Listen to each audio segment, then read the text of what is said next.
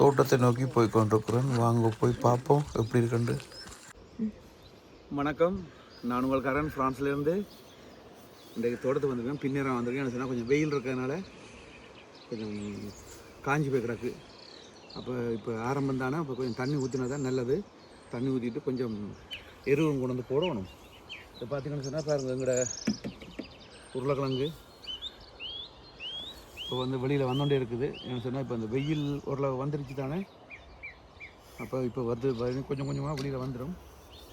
இது வளமாக போல் பார்த்திங்கன்னு சொன்னால் உள்ளி நல்லா வருது. இப்போ இதுக்கு இப்போ தண்ணி எரு போட்டுவிட்டு தண்ணி ஊற்றி விடணும். என்ன சொன்னால் எரு போடணும். உள்ளிக்கு முதல் போட்ட பசலையெல்லாம் ஏற்கனவே எடுத்துருச்சு. இப்போ மறுபடியும் பசலை போட்டு தண்ணி ஊற்றி விட்டால் தான் உள்ளி பெருசாக வரும். அதனால் இப்போ பசலை போடணும். அதுக்கு கிடக்கிற சின்ன சின்ன இந்த புல்லுகள் கிடக்குது, அதை கொஞ்சம் எடுத்துருவோம். இது பார்த்திங்கன்னா சொன்னால் எங்களோட சின்ன வெங்காயம் நல்லா வந்துருக்கு. இப்போ சின்ன வெங்காயம் இப்படி இருக்கிறதுனால இதுக்கு நாங்கள் இப்போ அதோட இந்த வெங்காயத்தாள் தானே, அதுக்காக வெயிட் பண்ணுறோம். அதே மாதிரி இந்தியாவில் பார்த்திங்கன்னு சொன்னால் இதெல்லாம் பெரிய வெங்காயம் நல்லா வந்திருக்குது பாருங்கள். ஆனால் காஞ்சி போச்சு. இங்கே உள்ள மண்ணோட தன்மை இப்படித்தான் இருக்கும். கீழே கொஞ்சம் ஈரம் இருக்கும், ஆனால் மேலே நல்லா காஞ்சி போய் தான் கிடக்கும். ஒன்றும் செய்யலை. எங்கட ஊர் மாதிரி அந்த மண் மாதிரி இருக்காது. ஒவ்வொரு இடத்துல ஒவ்வொரு மாதிரி இருக்கும். அதே மாதிரி இந்த பின்னுக்கு உள்ள உருளைக்கிழங்கு இது நல்லா வந்துடுச்சு. எங்கட வாழை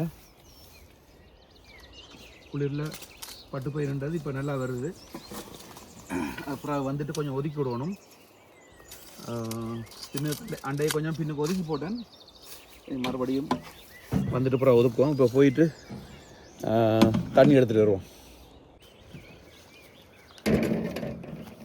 எங்களோட தோட்டம் பார்க்குறதுக்கு வடிவாக இருக்குது. கொஞ்சம் கொஞ்சம் இடைவெளி விட்டுருக்கேன். கீரை கொஞ்சம் கூட விதை போட்டுட்டேன் ஒரு இடத்துல. அப்புறம் பார்ப்போம் எப்படின்னு சொல்லி. இப்போ போய் தண்ணி எடுத்துகிட்டு வருவோம். வாங்க.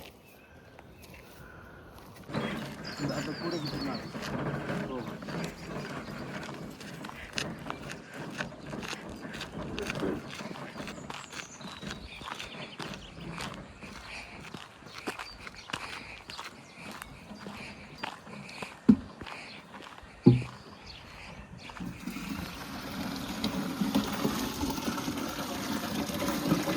இது பார்த்தீங்கன்னு சொன்னால் மழை தண்ணி இது முடிய விட்டு தான் அப்புறம் பைப்பை திறந்து விடுவாங்க.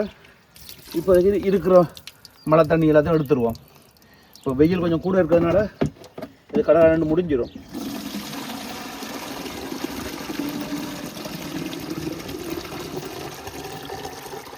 இது கொஞ்சம் எங்களோட தோட்டத்துலேருந்து கொஞ்சம் தூரம் விரவணும். அங்கால பிறகு பார்த்தீங்கன்னு சொன்னால் கிட்டே இருக்குது பைப். அப்புறம் இங்கே எருவு எடுக்கணும்.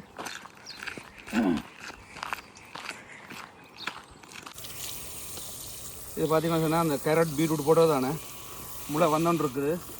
அப்போ இந்த இதில் தண்ணி தேவை. வெயில் கொஞ்சம் கடுமையாக இருக்கிறதுனால ஒரு தண்ணி ஊற்றி விட்டா அந்த சைட் எல்லாம் புல்லு கூட எல்லாம் ஒதுக்கிட்டேன்.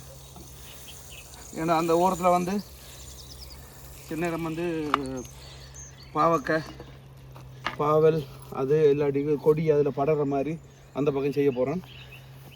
இன்றைக்கு எல்லாத்தையும் எடுத்து ஊற்றி போட்டு போகணும். இந்த பாருங்கள் எப்படி காஞ்சி வைக்கிறாங்கன்னு சொல்லி. இப்படி எப்படியே இல்லாது. ஏன்னா மரக்கறி வரைக்கெல்லாம் சந்தோஷமாக எடுக்கிறது தானே. அப்போ அதை விடக்கூடாது, தொடர்ந்து செய்யணும்.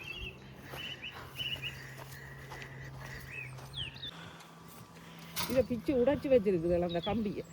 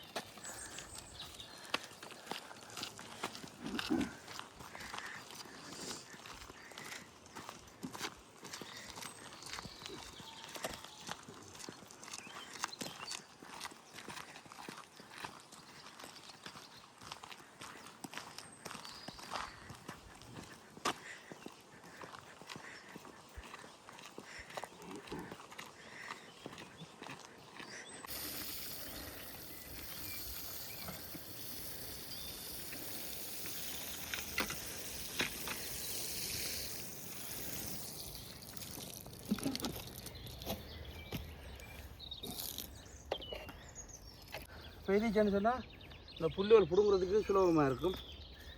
இது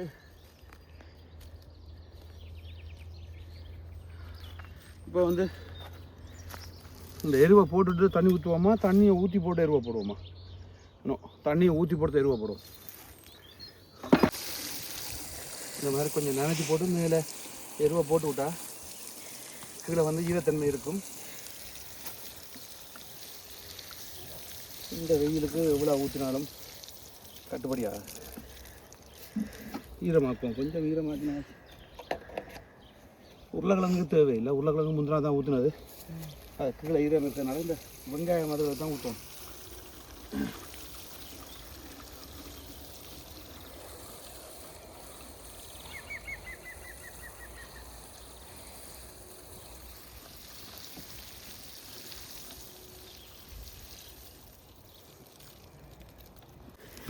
இடையில எருவை போடுவோம்.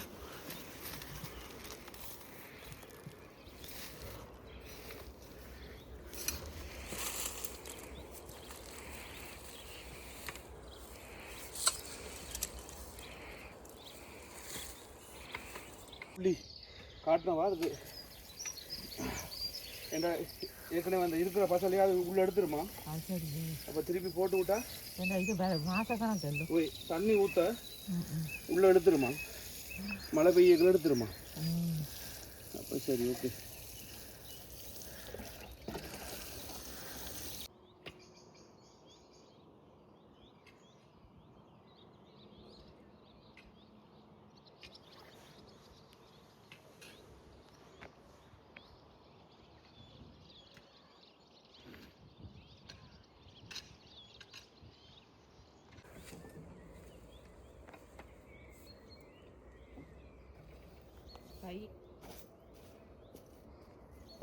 இப்போ பார்த்தீங்கன்னா சொன்னால் இந்த உள்ளிக்கு வந்து தண்ணி ஊற்றி போட்டு எரு போட்டிருக்கிறேன்.